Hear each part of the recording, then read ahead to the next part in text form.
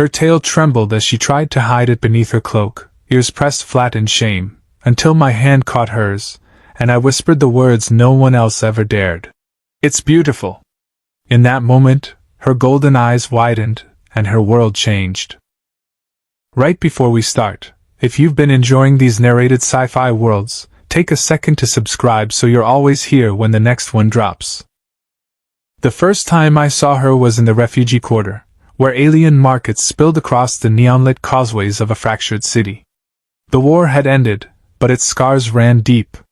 Humanity's victory had not been kind to those left behind, the displaced, the enslaved, the misunderstood. Among them were the Vulpines, a proud people hunted for their appearance, feared for their cunning, and whispered about as if they were beasts. She walked through the crowd as if every gaze were a dagger. Her cloak was drawn tight, the hood shadowing her sharp ears, but what she could not fully conceal was the faint sway of a tail beneath the fabric. The movement betrayed her secret. It made the merchants sneer, the children whisper, the guards chuckle cruelly. And when one of them jeered, she flinched like a wounded animal. That was when I stepped forward. The quarter was alive with the hiss of plasma stoves, the calls of traders, and the shimmer of neon signs advertising everything from cybernetic parts to off-world spices. Yet the laughter of the guards cut sharper than any sound. "Look at the beast hiding under that rag," one barked. "Careful, she might bite." The Vulpine woman shrank against the wall, clutching the cloak tighter, eyes downcast. Her ears flicked once, betraying her instinct to run, but she didn't. She endured. I hated the look. I'd seen it before, in soldiers too broken to lift their rifles, in children too hungry to cry, in slaves too tired to hope. I moved before I thought. "Back off," I told the guards, my voice sharper than steel. One of them turned, smirking. "What's it to you, human? Unless you've got a leash for the beast, she's fair game." The others chuckled, already turning away. They'd gotten what they wanted, humiliation. But the damage was done. The Vulpine's shoulders trembled, her tail twitching beneath the fabric like a trapped flame. I caught her gaze then, just for a moment. Gold. Too bright, too raw, too full of pain she wouldn't let spill. She looked away fast, as though meeting my eyes was more dangerous than the guard's cruelty. I should have walked on. That would have been easier, for her and for me. But I didn't. "Are you all right?" I asked softly, stepping closer. She stiffened. Her lips parted as if to speak, but no sound came. Instead, she pulled the cloak tighter, shifting so the tail was fully hidden. The shame in that motion hit me harder than the guard's words. "Don't," I said before I realized I'd spoken. Her ears twitched. "Don't hide it." I let my voice drop, softer now, meant for her alone. "It's beautiful." Her head jerked up. Golden eyes widened in disbelief, her breath catching as though I'd spoken a forbidden spell. For a heartbeat, the market noise vanished. There was only her. Her shame colliding with something fragile, something dangerous. Hope. I didn't know then that those words would bind us together. That they'd ignite something in her long buried under exile and fear. I only knew that, for the first time since the war, I'd seen a Vulpine not as an enemy, not as a beast, but as a woman who deserved to be seen. And I'd told her so. The words lingered between us like sparks caught in the air. She blinked once, twice, then shook her head quickly, tugging her hood further forward as if to erase what had just happened. Without another glance, she turned and slipped deeper into the market, weaving through bodies like smoke. Most men would have let her go. Maybe I should have. But something inside me refused to watch her vanish back into the shadows. I followed. The market narrowed into alleys where stalls leaned precariously against one another, wires drooping low and dripping condensation. The scents changed here, less spice, more oil, more sweat. She moved quickly, but her tail betrayed her with every faint sway beneath the cloak. "Wait!" I called gently. She froze. Not fully, just enough to let me catch up before she turned, ears flattened, golden eyes hard. "Why are you following me?" Her voice was low, accented, with a faint growl curling the edges. It was beautiful. I wanted to make sure you were all right, I said. Those guards. I don't need your pity. The words cut sharp, but her trembling hands clutched the cloak so tightly it might tear. Not pity, I answered. Respect. Her ears twitched again, betraying her before she could hide it. I smiled faintly. You're not used to hearing that, are you? She narrowed her eyes. From humans? Never. The truth of it weighed between us. Humanity had won the war, but victory had not been mercy. The Vulpines were treated as dangerous relics, beaten, enslaved, avoided. Seeing one walking free in the market was rare. What's your name? I asked. She hesitated, suspicion flaring. Names are not given freely among my kind. Then, can I earn it? That startled her. Something like confusion flickered across her face. She turned away sharply, ears high, tail twitching under the cloak. You're strange, human. I chuckled. So I've been told. We walked in uneasy silence down the alley. At one point, a merchant hissed at her, waving a hand as though to shoo away a stray dog. She stiffened, ready to bolt. I stepped forward first, planting myself between them. She's with me. The merchant grumbled, but the insult faded. When I glanced back, I caught the faintest flicker of surprise on her face. Not gratitude, she wasn't ready for that, but the shock of someone standing with her at all. When we reached a quieter corner, she finally spoke. Why? Why what? Why do you bother? Her voice was thin, as though she were asking something she'd asked 1,000 times and always hated the answer. Do you think saving a beast makes you noble? That if you stroke the fur, it won't bite? I shook my head. I don't see a beast. Her jaw tightened. She looked away, golden eyes flicking to the alley's broken lights. Lies are dangerous. I'm not lying. I dared to step closer. She stiffened, but didn't move away. Slowly, carefully, I reached toward her cloak. She didn't stop me, just stared, rigid, as my fingers brushed the coarse fabric. May I? I asked. Her breath caught. After a long moment, she nodded once. I pulled the cloak aside. And there it was, the tail she tried so desperately to hide. Long, thick, furred in russet and white, tipped in silvery strands that shimmered in the faint neon glow. It swayed once, instinctive, alive. Beautiful, I murmured again. She sucked in a breath as if the word burned. Her hand snapped to the cloak, ready to hide, but then she froze. Her eyes locked on mine, searching, desperate for the mockery she expected. There was none. Her tail twitched again, uncertain, the tip curling in a motion half defensive, half curious. You mean it? She whispered. I do. The hardness in her eyes cracked. Not much, just enough for me to glimpse the woman beneath the armor of shame. Her lips parted, trembling as though she might speak, but instead she turned away fast, dragging the cloak closed again. You're reckless, she muttered. Speaking to me like this. If the guards see, if anyone hears, then let them, I said firmly. Let them see a human walking beside a vulpine without fear. Her steps faltered. Her ears flicked, tail giving the faintest sway. Then, to my quiet astonishment, she fell into step beside me. We walked together through the alleys until the market noise faded behind us.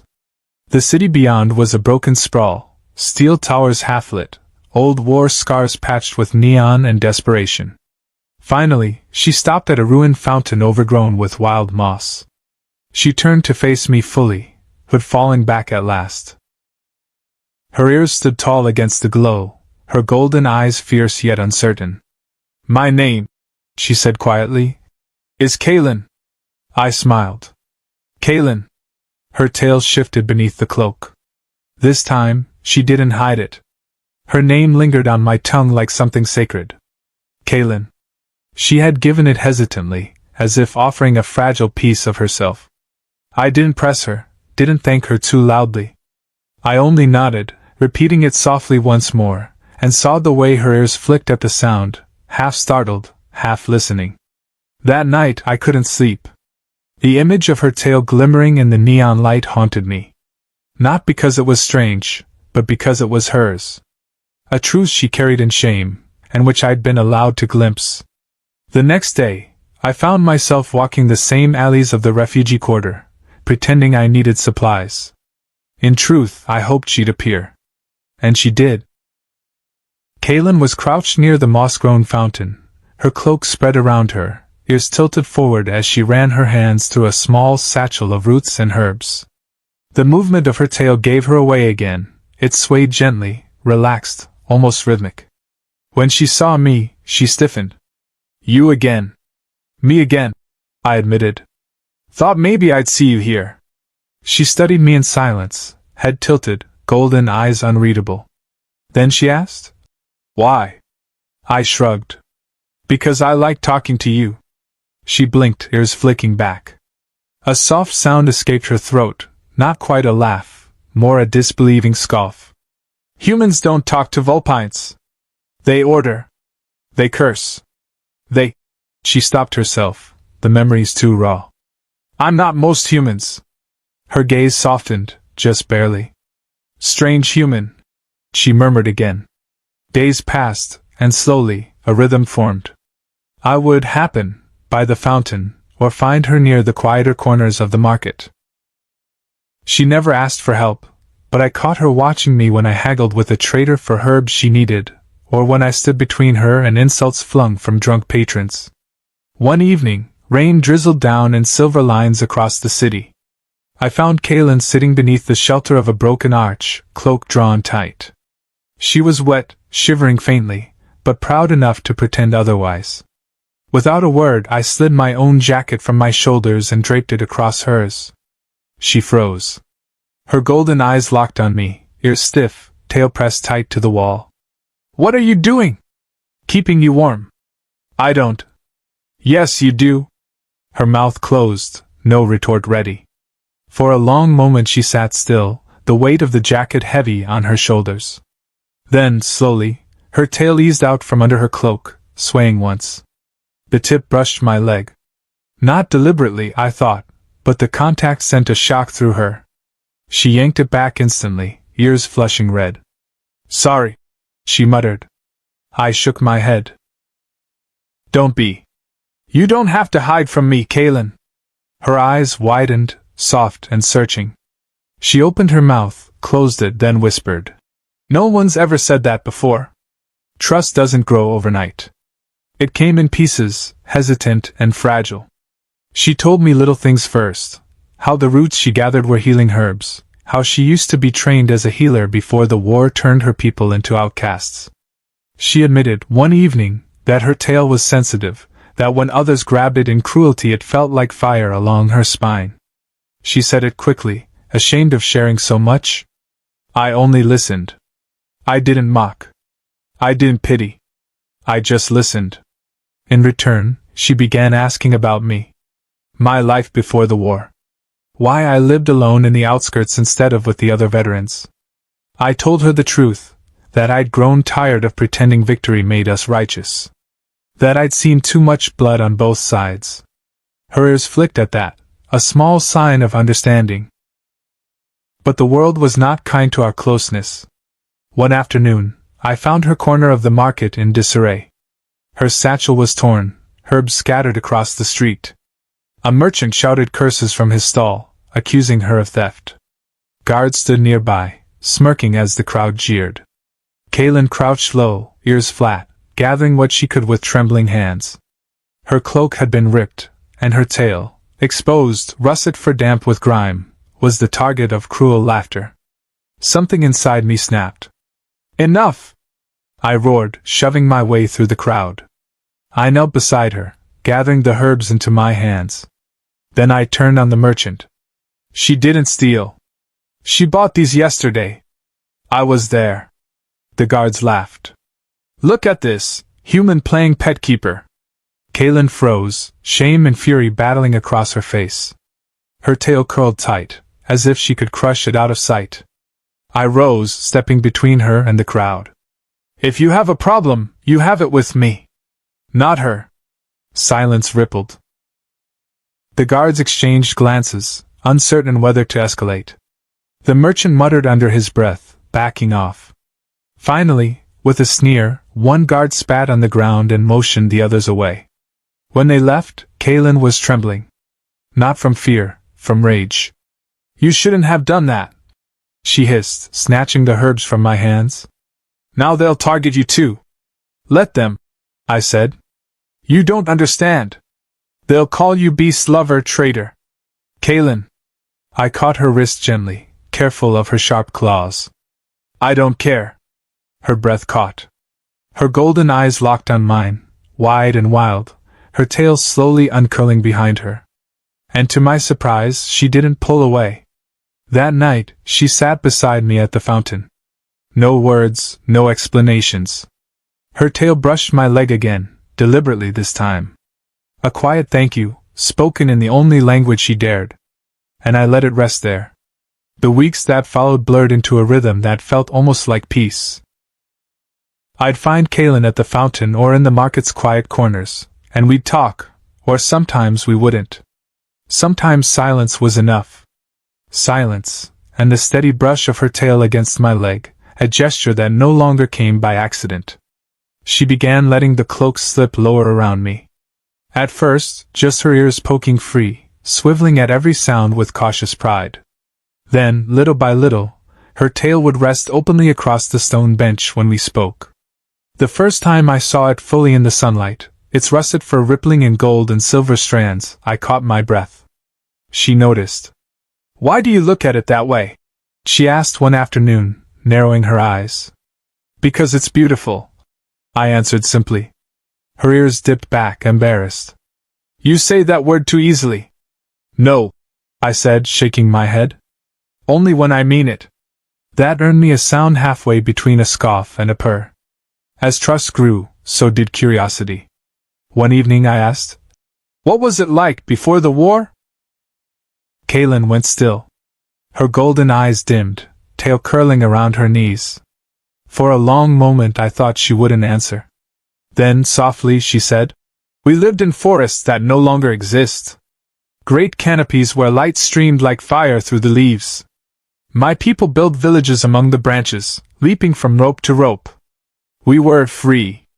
Her voice cracked at the last word. She looked away, jaw tight. I reached out, hesitating, then placed my hand over hers.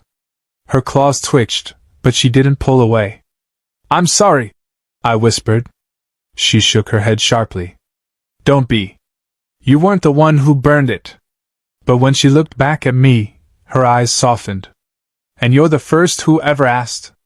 Another night, rain poured in sheets across the city. We huddled beneath the ruined arch where we'd first spoken at length. My jacket was around her shoulders again, and this time she hadn't argued. She watched the rain a long while before speaking. "Do you ever fear me?" The question startled me. "Fear you? Why would I?" She turned, ears low, tail twitching anxiously. "Because I am Vulpine. Because humans whisper that we are cunning, treacherous, that we smile before we bite." I studied her, letting the rain's rhythm fill the silence. Then I shook my head. "I don't fear you, Kaylin. I fear the people who taught you to believe you should be feared." Her breath caught. She stared at me, lips parting as if to argue, but the words never came. Instead, she leaned closer, so close I could feel the warmth radiating from her despite the chill. Her tail shifted, brushing against my arm. Slowly, carefully, it wrapped there, a tentative curl like an embrace. Her ears burned red as she whispered, "Strange human." I laughed softly. "I'll take that as a compliment." But the city was watching. It started with whispers. Market-goers staring longer than before. Guards muttering when they saw us side by side. A drunk one night called out, "Petting the beast, eh? Careful it doesn't bite your head off." Kaylin flinched, fury flashing in her eyes, but I took her hand and guided her away before violence could spark. Her grip trembled. "Why do you endure it?" she demanded once we were safe. Their words, their hatred. "You gain nothing. I gain you," I said simply. Her breath hitched. She stared at me, wide-eyed, tail frozen mid-sway. "You're a fool," she whispered. "Maybe. But I'd rather be a fool beside you than wise alone." For a long heartbeat, the world stilled. Then she laughed, soft and broken but real. A sound I'd never heard from her before. That night, she came with me to my small home on the outskirts. It wasn't much, a single-room shack with patched walls and a stove that only sometimes worked. But when she stepped inside, tail brushing curiously along the doorway, her eyes softened. "It smells like you," she murmured, inhaling deeply. Her ears flicked, her voice quieter still. "Safe." The word pierced me. I lit the stove, brewed tea from the herbs she taught me to choose. She sipped it carefully, her claws delicate against the cup. Watching her in that moment, her cloak set aside, her ears tall and proud, her tail swaying freely, I realized she wasn't hiding anymore. Not from me. And when she looked up, meeting my gaze with gold that no longer burned with shame, I knew something had shifted between us forever. The fragile peace didn't last. It ended the night the guards came looking for her. We'd been walking back from the market together, her tail swaying freely behind her for the first time in public. Some stared, some whispered, but she didn't shrink anymore.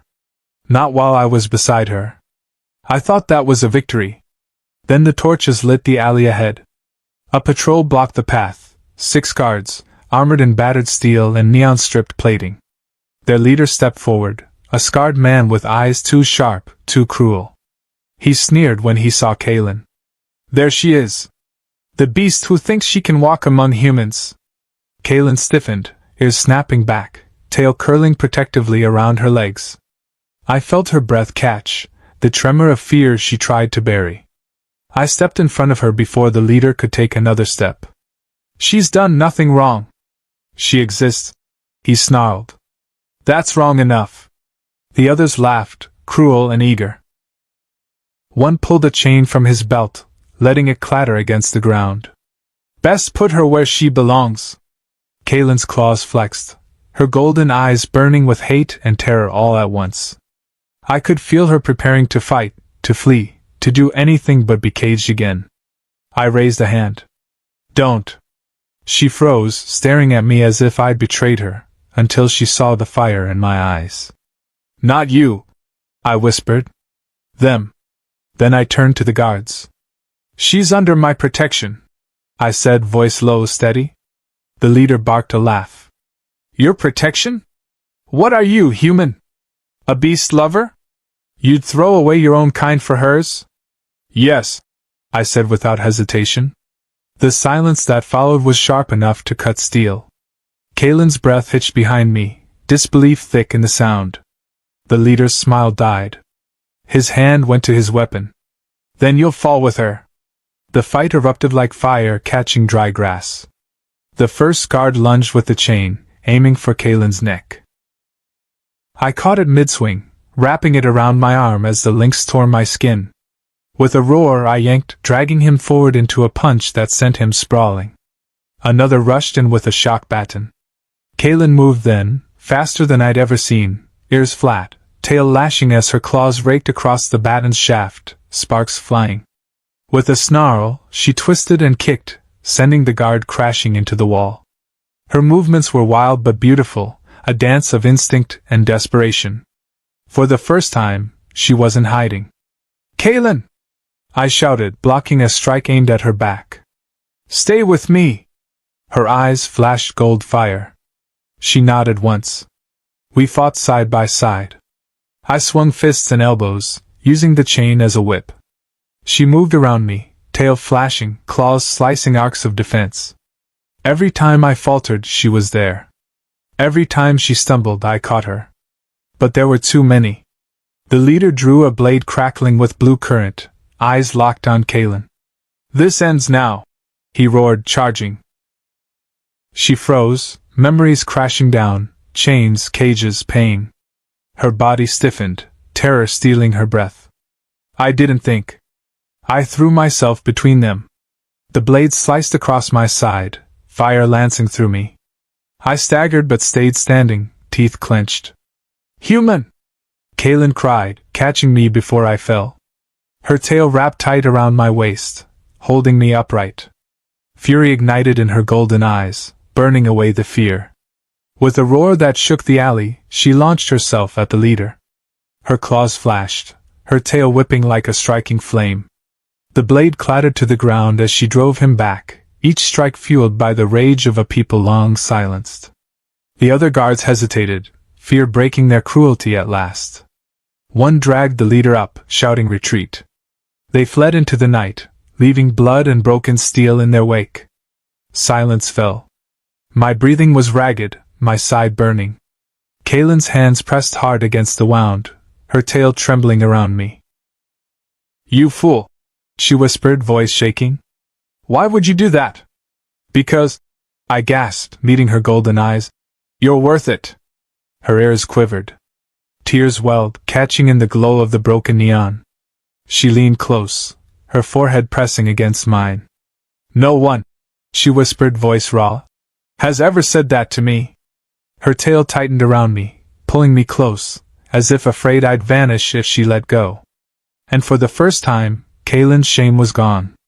What remained was fierce, unguarded, and unbearably beautiful. Words spread faster than fire through dry brush. By morning, every corner of the quarter knew, a human had bled for a vulpine, had declared one of the beasts, under his protection. The names came first. Traitor. Beast lover. Fool. Men spat at my feet when I passed. Women pulled their children aside as though my shadow carried contagion. The guards watched me now with hunger in their eyes, waiting for permission to strike. Kaylin saw it all. Each insult landed harder on her than on me. She'd stand close, tail twitching furiously, golden eyes fixed on the ground. And every time, I'd take her hand. "Let them look," I whispered. But in her silence I felt it, the weight of her fear. Not for herself. For me. One night, we hid in the ruins of an abandoned chapel on the outskirts. Wind howled through broken glass, moonlight cutting sharp lines across the cracked stone floor. I pressed a cloth against my healing side, teeth gritted as pain flared. Kaylin knelt beside me, mixing herbs into a paste with deft hands. "Hold still," she murmured, tail wrapped protectively around my legs. Her touch was careful, claws tracing the wound's edges with surprising gentleness. "You've done this before," I said, watching her. Her ears flicked. "I told you. I was trained as a healer. Before the war, before the chains." Her voice cracked, but she didn't stop working. She pressed the paste into the cut, then bound it with strips torn from her cloak. I hissed at the sting. She leaned close, golden eyes locking on mine. "You shouldn't have taken that blade." "I'd take it again," I whispered. Her breath hitched. For a heartbeat she stared at me as though she wanted to say something more, but the words died. Instead, she leaned her forehead against my shoulder, trembling. Her tail curled tighter around me, holding me like a lifeline. The danger came sooner than expected. 2 nights later, a squad of guards stormed the market, banners raised high. Their leader carried a writ stamped with the city's seal. "By order of the council," he bellowed, "the vulpine Kaylin is to be taken into custody for sedition and endangerment. Any human who harbors her will share her fate." The crowd parted instantly. Eyes darted, searching for us. Whispers hissed like venom. Kaylin stiffened beside me, her ears flat, tail lashing. I saw her muscles coil, ready to bolt. I caught her hand. "If you run, they'll hunt you. If you stay, they'll cage you. May their ends well." Her golden eyes burned. "Then what choice do we have?" A silence stretched. I squeezed her hand. "We stand together." The guards spotted us. "There!" one shouted. Steel clattered as they closed in. Kaylin growled low, claws extending. But I shook my head. "Not here. Too many innocents." We fled into the alleys, boots splashing through puddles, shouts echoing behind us. Neon signs blurred overhead, each corner another trap. Kaylin's tail whipped wildly as she ran, cloak flying open, her ears glowing bright under the streetlights. She no longer hid, she couldn't. At one turn, we skidded to a halt before a barricade of guards. The leader grinned. End of the line. Kaylin stepped forward, claws ready, rage trembling in every line of her body. I won't go back, she snarled. I grabbed her arm. Kaylin, look at me. She turned, golden eyes blazing. You're not alone anymore, I said firmly. We'll fight. But together. For a moment she froze.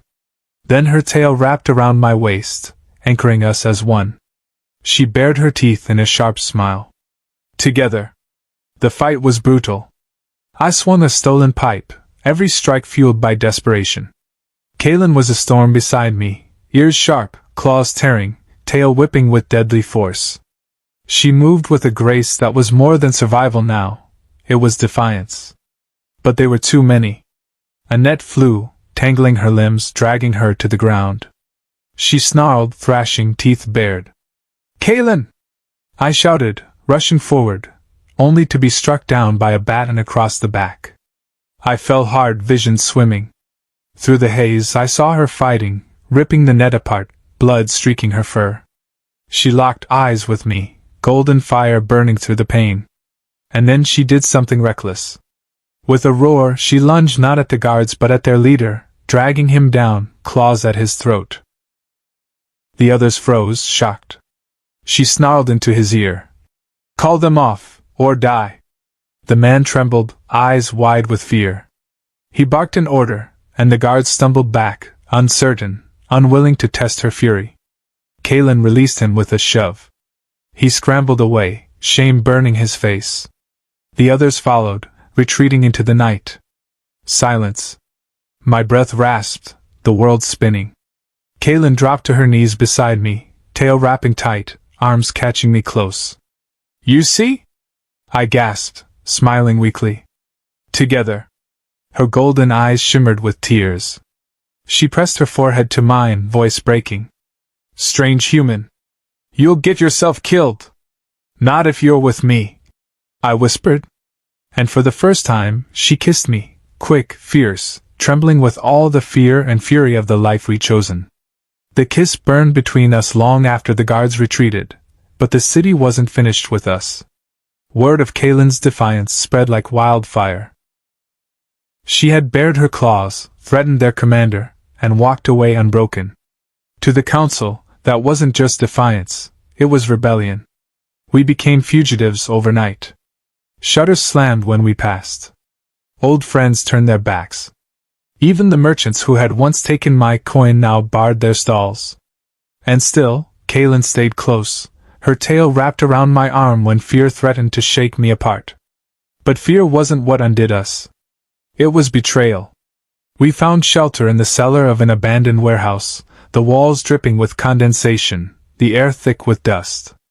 Kaylin curled against me by the faint glow of a lantern, her tail draped across my lap like a shield. You should leave me, she whispered suddenly, golden eyes gleaming in the half-dark. If you go now, they'll forgive you. They'll say you were tricked, bewitched. I touched her cheek, brushing back the strands of auburn hair that framed her sharp features. Kaylin, I told you. I'm with you. That doesn't change. Her breath shook, ears lowering. Then you'll die with me. Then I'll die free, I said. She stared at me, lips trembling, tail tightening across me. Whatever words she wanted to say, they tangled on her tongue. So instead she leaned close, pressing her forehead against mine, silent but fierce. The trap was sprung the next morning. We'd gone out to find food, just a quick errand. The alley was quiet, too quiet, until shadows closed in on every side. Armed men, not guards this time but mercenaries hired by the council. And leading them was someone I knew, an old comrade from the war. Darren, he said, voice rough. You've lost your mind. Hand her over. I stepped in front of Kaylin, pipe gripped tight in my hand. No. His jaw clenched. Don't make me do this. You already did, the moment you sided with them. His gaze flicked past me to Kaylin. She's a beast, Darren. You don't see it now, but she'll destroy you. Better you lose her than lose yourself. A snarl ripped from Kaylin's throat. She shoved past me, ears flat, tail lashing. "I am not a beast!" she roared, claws bared, golden eyes blazing. The mercenaries faltered at the raw fury in her voice, but my old comrade didn't. He lifted his weapon, sight aimed at her chest. I lunged, shoving the barrel aside as it fired. The shot cracked stone instead of flesh. Chaos erupted. The battle was brutal in the narrow alley. Kaylin moved like a storm, her tail whipping with the force of a hammer, claws tearing through steel and flesh. I swung the pipe until my arms screamed, every strike to keep her free, to keep her alive. But numbers told. They dragged us down with nets, shock batons crackling against our skin. Kaylin shrieked as one wrapped around her throat, sparks searing her fur. She fought like wildfire, but the cords tangled tighter. I tore through the ones holding me, blood streaming down my arms, and reached her just as they forced her to her knees. Her golden eyes locked on mine, wide with terror, not for herself, but for me. "Go!" she cried hoarsely. "Run!" "Never!" I spat, shoving through the mercenaries. My pipe swung, bones cracked, men screamed. I reached her, ripped the net from her shoulders, and pulled her against me. Together, we stood back to back, a human and a vulpine surrounded by blades and hate. The leader, my old comrade, lifted his pistol again. His face was carved with sorrow, but his eyes were stone. "Last chance, Darren? Step aside. Let us take her." I met Kaylin's gaze. Her tail tightened around my waist, trembling. "Do you want me to let go?"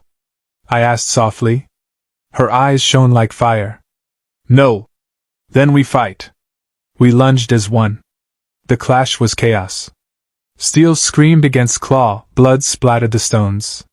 Kaylin roared, her tail smashing men aside. I fought with everything I had left, every bone and muscle screaming rebellion. And then the shot came. It struck Kaylin's side, spinning her with a cry. She staggered, blood soaking into her fur. Rage unlike anything I'd ever felt tore through me. I caught the shooter, the comrade who had once fought at my side, and slammed him into the wall until his weapon clattered free. "Enough!" I roared. Silence fell. The mercenaries, battered and bleeding, backed away. None dared step closer. They had expected a beast to break and a man to betray. Instead, they had found something stronger. Kaylin sagged against me, golden eyes dim with pain. Her tail, weak but deliberate, curled once more around my arm. "I told you," she whispered, voice ragged. "You'd get yourself killed." "And I told you," I breathed, holding her close. "You're worth it." Her lips curved in a faint, broken smile. Strange human. We staggered away from the alley that night, both bloodied, both half-broken, but still together. The city hadn't crushed us yet. And in her eyes I saw it, the shame gone at last, replaced by something fierce, something defiant. Love. The city didn't sleep after that night. Rumors spread across the streets faster than banners could burn. A human had bled beside a vulpine, had shielded her, had fought for her, had loved her openly. Whispers turned to shouts, shouts to debates, and debates to unrest. Some cursed my name in the plazas, calling me traitor, calling her witch. Others, those who had suffered under the same cruelty, spoke it differently, hope. But none of that mattered when I carried her broken body into my home, laid her on the narrow cot, and pressed cloth against the wound that still leaked crimson. Kaylin's ears twitched weakly as her eyes opened, gold dim but alive. Her tail curled sluggishly, brushing my arm. "Still here?" she rasped. "Always," I said, holding her hand tight. She tried to smile, but pain twisted it. I crushed herbs, mixed the paste the way she taught me, whispered prayers I didn't believe as I pressed it against her side. She winced, claws digging into the cot. "Easy," I murmured. "I've got you." Her eyes met mine, soft despite the pain. "You fight like a fool, but you heal like one of us." Days bled together. I barely left her side. At night she'd tremble in fever, whispering broken words in her tongue, flashes of forests lost, of cages, of chains. I held her through each one, my arms wrapped around her, my voice a steady anchor. When the fever broke, she lay still for a long time, her head against my chest, listening to my heartbeat. "You could still walk away," she whispered. "Say it was madness, that I bewitched you." "Do you want me to?" I asked. Her golden eyes lifted to mine. She shook her head. "No." "Then there's your answer." Her tail slid up, wrapping me fully, warm and trembling. "Strange human," she breathed, but softer this time, like a vow. Outside, the world shifted. Refugees gathered in the quarter, some vulpine, some not, whispering that one of them had stood tall, had defied chains. A human had chosen her side, not theirs. Small acts of defiance bloomed, doors opened to vulpines where they'd been barred, merchants slipping food across counters without coin. The council seethed. Guards prowled the streets heavier than before. But something had cracked in their hold, and they knew it. One night, a knock rattled the door. I rose, pipe in hand, ready for steel. But it wasn't guards. It was an old woman, human, trembling as she pressed a bundle into my hands. Bread. Herbs. Cloth. For her, she whispered, eyes darting. "My son was in chains once too. Different war, same cruelty. She deserves to live." When Kaylin saw, tears welled in her golden eyes. "They'll punish her for this." "Maybe," I said. "But maybe they're starting to see." She pressed her forehead to mine, silent but fierce. As Kaylin healed, we began to walk the streets again. Not often, not proudly, but together. She no longer wore the cloak. Her ears stood tall, her tail swayed free. People stared, yes, but not all stares were cruel now. Some were curious. Some quietly admiring. One child pointed at her tail, eyes wide. His mother pulled him back, scolding, but Kaylin knelt slowly, her golden eyes soft. She let the tip of her tail sway close, shimmering in the sun. The child giggled, reaching to touch. When Kaylin rose, her lips trembled. "I thought they would always hate me." "Not always," I said. Her tail brushed my hand, curling once around my fingers. That night she sat with me by the ruined fountain, the moon silvering her fur. Her golden eyes were bright again, stronger than I had ever seen. "Do you regret it?" she asked quietly. "What?" "Choosing me. Bleeding for me. Losing your place among your kind." I shook my head. "Kaylin, I never lost anything worth keeping. I gained you." Her breath shivered. Then she leaned close, pressing her lips to mine, not with fear, not with trembling, but with certainty. Her tail wrapped me fully, pulling me against her until there was no space left between us. When she pulled back, her eyes glowed fierce in the moonlight. "Then I'll never hide again." And in that moment I knew the war between shame and love had ended. Kaylin had chosen. The city didn't change overnight, but it changed. Every step Kaylin took with her ears high and her tail swaying free was a challenge, a spark. And sparks catch. Refugees began walking beside her, not behind. A merchant once too afraid to serve her now greeted her openly.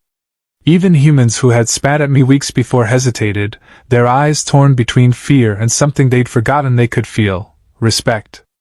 The council raged. Their proclamations grew harsher, their patrols more violent. Yet with every punishment, every arrest, the whispers spread louder. If a human could bleed for a vulpine and still stand beside her, perhaps the stories of beasts were lies after all. And then came the day they tried to make an example of me. I was taken at dawn, dragged from my home by armored guards. Kaylin fought like fire, claws flashing, tail whipping, but they outnumbered her 10-1. They struck her down, bound her in chains, and forced me to my knees before the council's platform. The plaza was packed. Citizens crowded shoulder to shoulder, whispers rising like smoke. The councilor's voice rang out, sharp and cruel. "This human has betrayed his kind. He consorts with a beast, raises his hand against his own brothers, and spreads sedition among the streets. For this he will hang. Let all see the price of treachery. The crowd gasped. Some cheered. Others turned away. Kaelin snarled, straining against her chains, golden eyes blazing. I met her gaze, steady even as the noose tightened around my neck. I mouthed the words, "It's all right." But Kaelin shook her head violently, her tail thrashing. "No." And then she stood. The guards tried to hold her down, but she ripped the chains apart with a roar that echoed through the plaza. Blood streamed from her wrists, but she didn't falter. She stepped forward, tail flaring wide, ears tall, golden eyes blazing like twin suns. "Enough!" Her voice boomed, raw and terrible. "I am Kaelin of the Vulpines. I am no beast, no pet, no shadow. I am alive, I am proud, and this human has shown me more honor than all your laws and chains combined." The plaza fell silent. Kaelin turned, her gaze sweeping the crowd. "Look at me. You feared my tail, my claws, my ears. You called them shame. But he—" She pointed at me, voice breaking with fire. "He called them beautiful. And I will never hide again." The crowd rippled. Some gasped. Others shouted. But not in hatred this time, in awe. The guards moved to seize her. Before they could, voices rose from the throng. First one, then many. "Let her speak. She's right. She's no beast." The tide shifted. Citizens surged forward, blocking the guards, shouting defiance at the counselors. Humans and refugees alike. The square erupted in chaos, not the chaos of fear, but of rebellion. The counselors fled, their authority crumbling in the roar of the crowd. The guards hesitated, then scattered. The noose was cut, and Kaelin's arms were around me in an instant, tail wrapping me tight. "You see?" I whispered, breath ragged against her fur. "You were never meant to hide." Her golden eyes shone with tears, but her voice was steady. "You gave me the strength to believe it." Days later, the city still trembled from that moment. The council had not fallen completely, but their grip weakened. In alleys and markets, Vulpines now walked with ears high. Children no longer flinched at tails swaying free. Change had begun, and there was no stopping it. We returned to the fountain one evening, the same place where shame had once chained her down. Kaelin stood tall, no cloak hiding her. She tilted her head back, golden eyes drinking the starlight. "You remember?" she asked softly. "I remember," I said. "You were hiding then." She smiled, tail brushing against my hand. "And you told me it was beautiful." I laughed quietly. "It still is." Her tail curled around me, warm and steady. "Strange human," she murmured. Then her smile deepened, her ears flicking with a pride that no one could take from her now. "No, not strange. Mine." I pulled her close, the city lights glimmering around us. In the heart of a world that once tried to break her, Kaelin no longer hid. She stood proud, radiant, and unashamed. And I knew then that our love had not just survived, it had changed everything. Reaching this point means you're a true fan of these tales. Comment below with your state or country. I'd love to see where our community is listening from.